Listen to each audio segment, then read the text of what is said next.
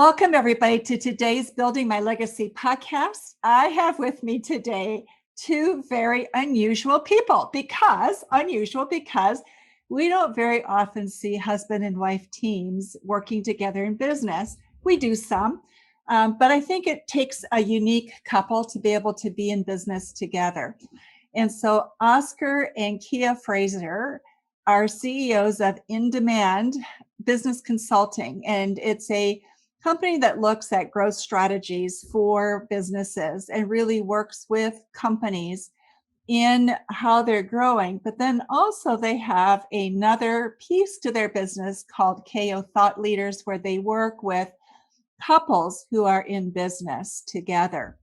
So with that, I'm going to let you begin by telling your story, how you got into this, and what motivated you.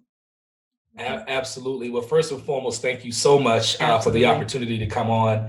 We watch your and we listen to your podcast all the time, and we're super impressed, and it's an honor to be here. But I think Kiya would do it the best service to tell our backdrop. It's quite interesting. It's quite the story. We both were in corporate space. Oscar was more so on the project management side of the house, working in federal space as well. And I was on the marketing side of the house, working in federal space as well. We had it all mapped out. We were engaged, soon to be married. We just had our life plan already set in motion. Just knew that we were going to be very successful and, then continue to build our family. We always had an entrepreneurial spirit. So we were doing entrepreneurial things outside of working in corporate space. But we, had it mapped out how we were going to climb the ladder, and then how we had an exit strategy and everything in place. So we went off for our wedding, had our honeymoon, and a couple of days after coming back from our honeymoon, I was let go. Okay. And so not an uncommon story, not always after your honeymoon, but it seems so many people, that is a story that we are hearing. Yes. Absolutely. Yes. I'm sorry. It just kind of rattled us a little bit. I know during that time I was like, oh, wow, we had this plan and now everything is just kind of up in arms. And so we sat down, we got really clear about the path that we wanted to take. And then we decided that I was going to go ahead and start building the structure for our company. Oscar would remain in corporate space. And then, slowly after that, I'll let him tell that side of the story. Yeah. And so as she got let go, and mind you, this was right in 2012. So this was not that long ago. Right. Prior to that, we had already kind of started InDemand Consulting, and we were doing these little small projects here and there. But when she got let go, I then realized that now we have a one income household, right? And we had just got back from this expensive wedding. So as I'm working still inside the corporate space, about a couple months later, I got an email from my CEO. He brought me into the office. He thanked me for my time, and then he let me go. And that's when everything got real. Life changed for us. We had essentially lost just about everything that we had gained at that point. So it was really feast or famine at that point for us. Yeah. So we sat there, and I remember vividly the phone call of me calling Kiya and saying to her, sweetheart, I just got let go. Are you ready to do this entrepreneurship thing full time? And she answered yes. And we have not looked back since. And that was in 2012. Yeah. And now it's been right at about almost 9 years of working within InDemand Consulting. So I say all that to say, during that path, we actually figured out a series of just helpful tidbits and tricks and things from real life experiences, not the stuff that you can kind of go and Google and someone gives you the fluffy stuff. This is literally went from two incomes. I think at that point we were doing just shy of $1 million a year. And to go from that to zero with still the same level of lifestyle that we were expecting was a very, very shocking scenario for us. So would love to talk more about that as you see fit. Okay. So you talk also about having lost almost everything in 2017. What happened in 2017 that shifted what you were doing? Absolutely. So being that Kiya and I are serial entrepreneurs. We get into a little bit of everything.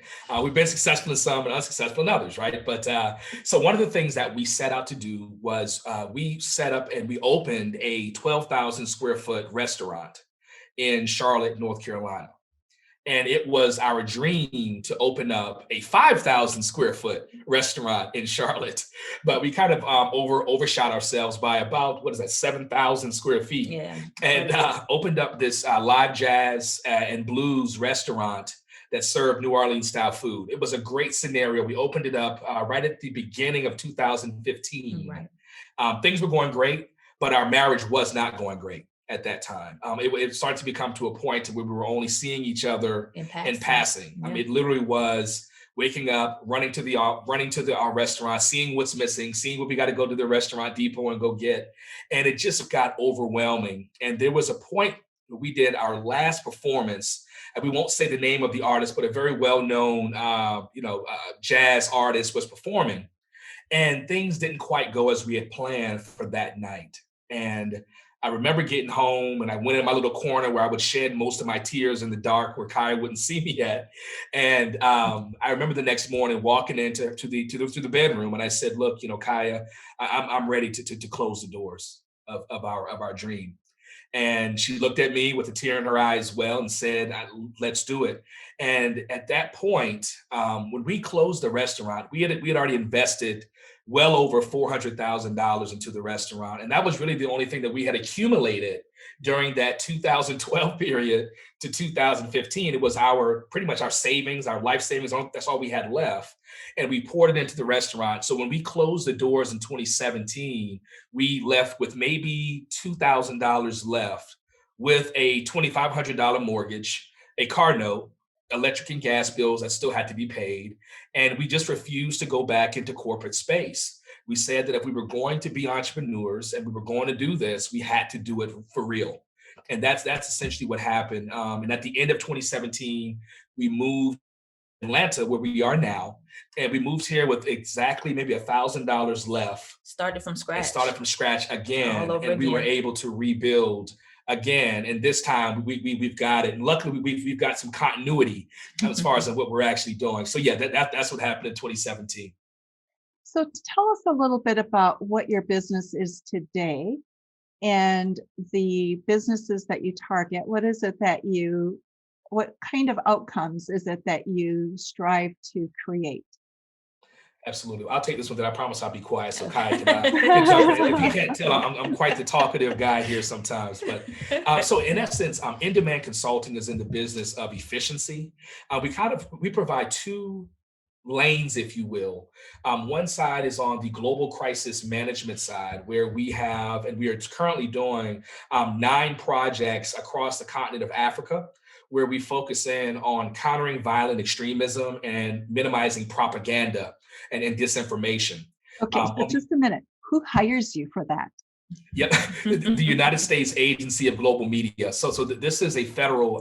This is in the federal space, and we work with Voice of America and Voice of Africa. So some folks that's listening probably have heard of VOA, Voices of America, and this is just one of those organizations that helps to ensure that whenever, let's say, maybe information is coming out that may be less than favorable, we kind of minimize chaotic events from happening or any levels of extremism. So our job is to train journalists and to train various media reps and media outlets on how to properly communicate that information to minimize that level of chaos that can happen across countries. Yeah.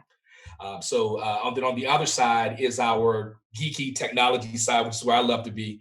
So we work within the robotic process automation sector, within the healthcare and the logistics spaces. So that's really where we spend most of our time. Those two lanes we've been, again, doing it since 2004, but it really just kind of took off for us over the last few years. Yeah. So that's fascinating because you didn't come out of a healthcare perspective, and yet you're working in that. Yeah. Tell me, how did you get started? You want to take that one, or you want?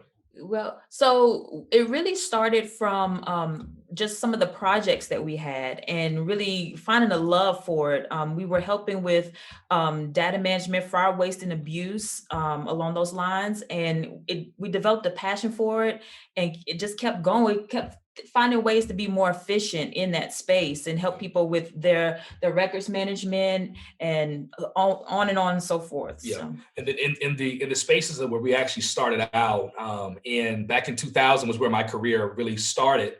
I was already in program management and a lot of data analytics and Lean and Six Sigma, type stuff, if you will. And then when I went over to the federal space, I spent a lot of time within the DHS, or Department of Homeland Security umbrella, and all of the sub agencies within there that you can think of, and supported, the Army and DOD and et cetera. So our background really already was within the technology and solutioning space. And so this was really a natural progression for us, just based on our past performance and our experience. Got it. Wow, you've had an incredible journey. Amazing. Yeah. Amazing. Absolutely. So having done that, what advice would you give to people who are looking at doing something different, like people who are maybe getting out of corporate life and looking at their next chapter, the legacy that they're going to leave, or people who are entrepreneurs and trying to figure out this path? What's your biggest learning that you think is important for people to hear? Do you want to talk about maybe the fourth step? Well, I'll start off. Transparency, getting very transparent with what you actually want out of life and where you see yourself in the next few years. And sitting down with your significant other, or just sitting down with yourself, and being very, very clear about what you want to do. Be honest. Write down what your fears are, what's holding you back from doing that. And that leads into our second step, which we tell a lot of couple-preneurs as well as entrepreneurs, is doing an introspective analysis. And I'll let Oscar explain the introspective analysis. He loves this part of it. So. And you guys sit up as I'm getting excited right here at this part of it. So within all the chaos that we just talked to you about a little while ago, in 2014, we wrote a book. And it was called Confessions: The Truth About Perfect Timing. And this was because we had thought we had perfect timing, then we learned that there's no such thing as that. And introspective analysis is really what saved I would like to say, our lives. Yeah. And what this is, if you think about a straight line across a sheet of paper, if you draw a point in the very middle of that sheet of paper on that line, look at that as being your current state, where you currently are right now in your scenario, whether it's good or bad. Then what I'd like for you to do is go back 5 years, making one tick to the left, then go back 10 years, making the second tick to the left, and then make the third tick at the 15-year mark, 15 years back. What I want you to do is to write down all of the things you said you were going to do and accomplish that you didn't. And what were those excuses and what did they look like?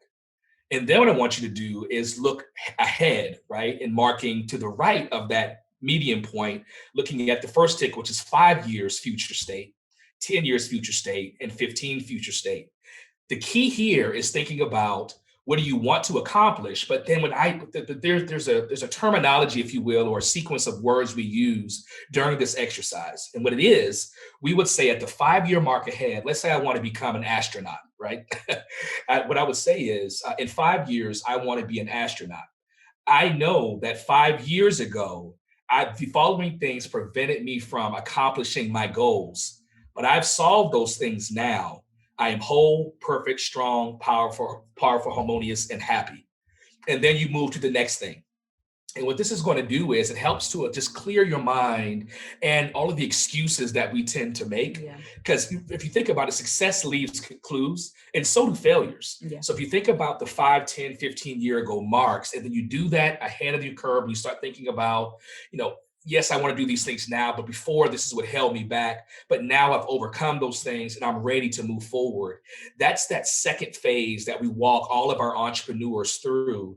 And it's mind-blowing when you write it all out and you see all the excuses that you had over the last 15 years of your life and all the things that you said you were going to do. And then you figure out, how do I get rid of those things? How do I just move those things to the left of me so I can begin to move forward?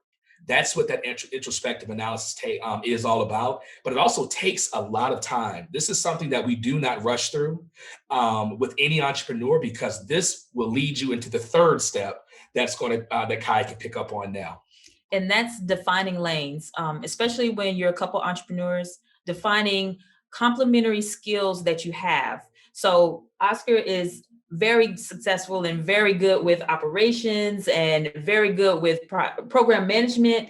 And me on the other side, I'm very good with seeing the visual, strategically looking at things, and then putting together the visuals that will get us there, right? So the graphics, the marketing, all of that side of the house. And we know that those two things complement each other. So we've defined our lanes and we stay in our lanes. It took a couple of years to learn that, but we found that, and it works very well.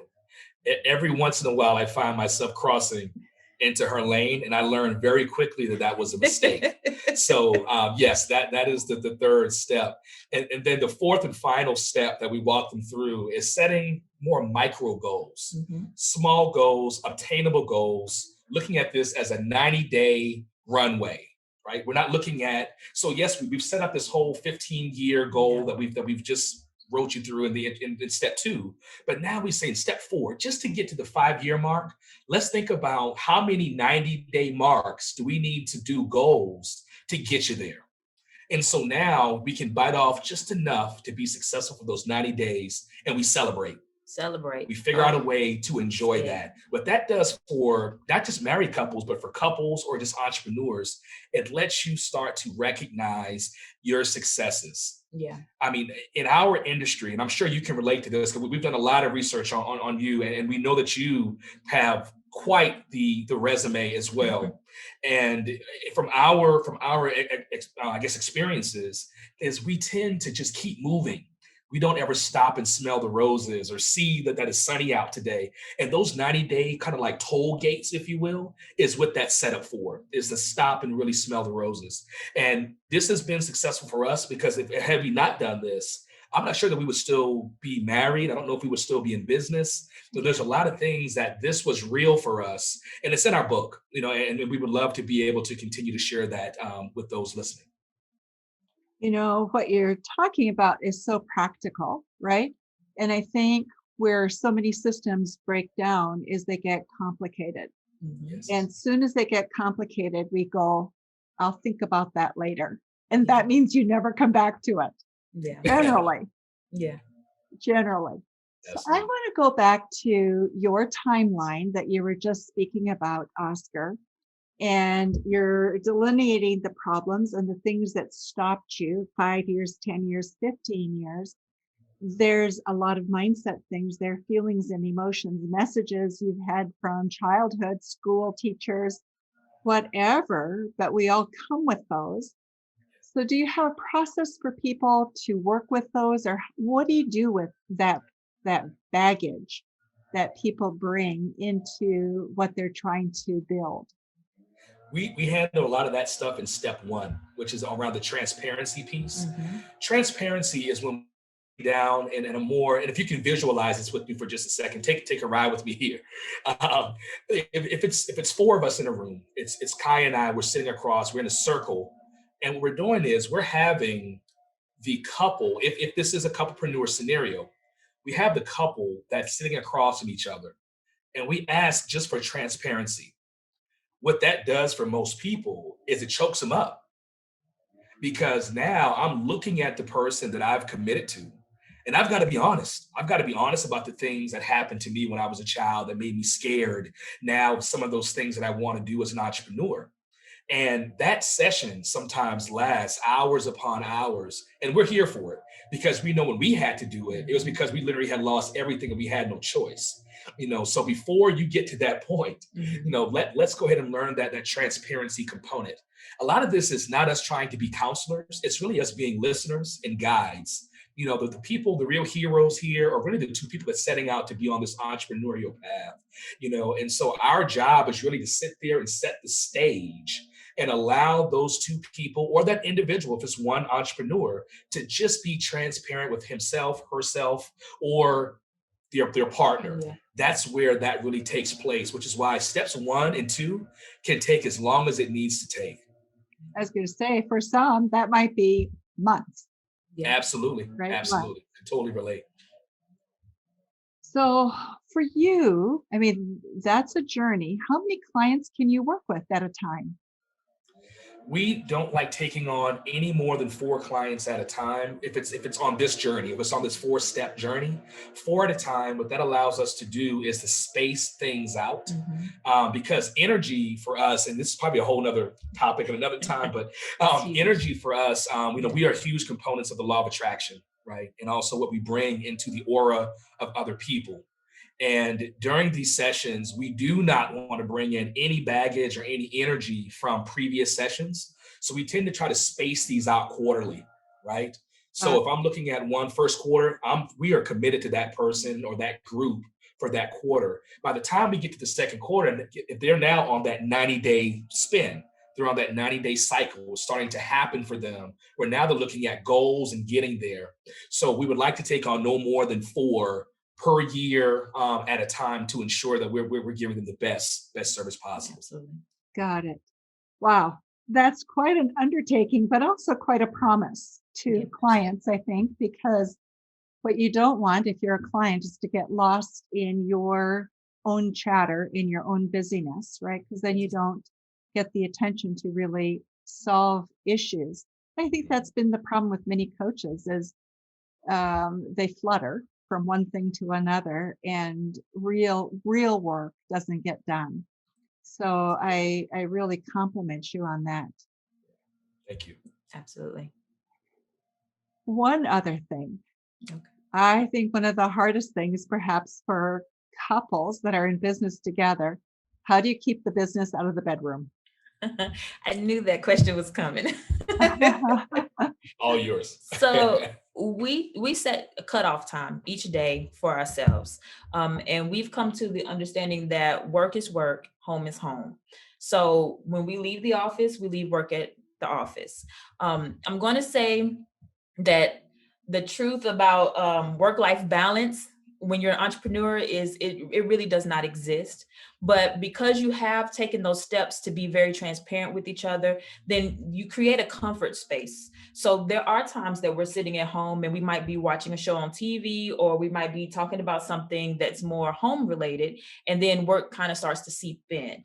And we'll have those conversations, but then we know that, hey, we're at home, so we won't elaborate. We'll put it on our checklist for tomorrow. These are discussions we need to have tomorrow when we get to the office. And that's how we kind of keep that balance. We set that cutoff time and we stick to it. Yeah. And I wish we were that good at it in the very beginning. Yeah. I found myself trying to be a manager to my wife.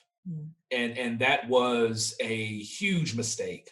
Huge mistake. And this was before we learned about defining lanes and all that jazz. Because I had been in a programmatic space for a very long time, and I was used to managing a lot of people. So she would come with these ideas, and I would be very rigid, almost to the point of being a bit brash, because I was trying to handle being a single income in the house, trying to figure out our next move, and then just trying to do so many different things at the same time that I found myself trying to be Kiya's boss as opposed to her husband. And that did cause a lot of rifts in the beginning, because bedroom became like this awkward space, right? Because the whole day I spent, reaming on her about various things that she was doing as far as work or products or deliverables. And then I expect to have quality time at night, and it's like that doesn't coincide. It doesn't make sense, And so that was quite the experience, and I'm sure other couple-preneurs can relate to that as well. I think the transparency part of it in the very beginning also helps with ego, right? Because there's a level of ego, especially when you're a couple in business, because each one of you have your own expertise. So that has to be discussed in that very transparent first step in the very beginning. And understanding boundaries and defining lanes also helps with that as well. Yeah. Unbelievable what you have learned and what you share. So our time is almost up, and it has gone so quickly. What have we omitted that people should know about or think about from today's discussion? I think just a way to get in contact with us. We love text messaging. So what you could do is you could actually just text the word business, just the word business, to the following number, which is 678 672 1444. Again, 678 672 1444. Just text the word business to that. And what we do, that comes to us, and you will get an immediate reply that's going to provide you with links to more information, a link to our book, our direct email addresses, etc. We're an open book, and we'd love to get in contact and communicate with your audience. Okay, no problem. And we put the show notes in the with the podcast, so information about you is available to the audience, and we really invite people to do that, because why not? You've got an expert. Why not learn from the expert? Absolutely. So Oscar and Kiya, thank you so much for being with us on Building My Legacy podcast today. And for those of you who are listening to Building My Legacy podcast, thank you. And be sure to visit our website at buildtomorrow.com and our social media sites as well. Thank you. Thank you. Take care. Thank you for watching my video. Don't forget to like, subscribe, and click the bell button above. Leave comments. We'd love to hear what you think. And visit our other social media links as well. Thanks much.